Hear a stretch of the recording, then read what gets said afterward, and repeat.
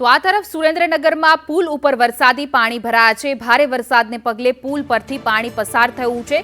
નીચાણવાળા વિસ્તારોમાં અવરજવર ન કરવા સૂચના આપી દેવામાં આવી છે।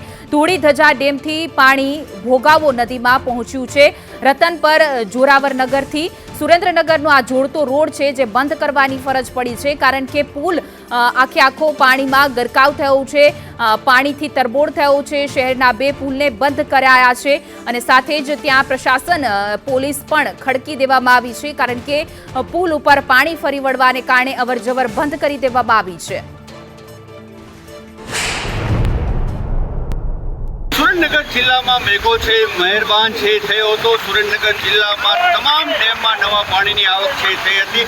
ખાસ કરીને સુરેન્દ્રનગરની વાત કરવામાં આવે તો તમામ જે રસ્તા છે એ અનેક રસ્તાઓ સુરેન્દ્રનગરના બંધ છે કરવામાં આવ્યા છે। ખાસ કરીને શહેરનો જે રિવરફ્રન્ટ વિસ્તાર છે એની આજુબાજુમાં જે 2 પુલ છે, આ બંને પુલ ઉપર પાણી છે પસાર થઈ રહ્યું છે।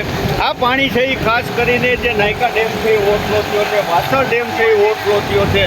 શહેરનો રિવરફ્રન્ટનો એક ભાગ છે એ આખો બંધ કરવામાં આવ્યો છે। હાલ આપણે જે આ રિવરફ્રન્ટનો પુલ છે એની ઉપર આપ જોઈ શકો છો, એક બાજુ પાણી છે એ પુલ ઉપરથી પસાર થઈ રહ્યું છે। વહીવટી તંત્ર તેમજ પોલીસ તંત્ર સતત સુરેન્દ્રનગર જિલ્લામાં એલર્ટ છે, તમામ લોકોને અપીલ છે એ કરી રહ્યું છે।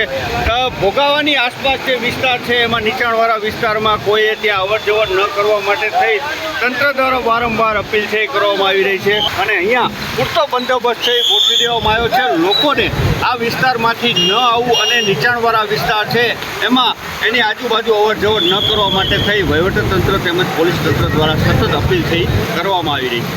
ભાવેશ પ્રજાપતિ, સંદેશ ન્યૂઝ, સુરેન્દ્રનગર।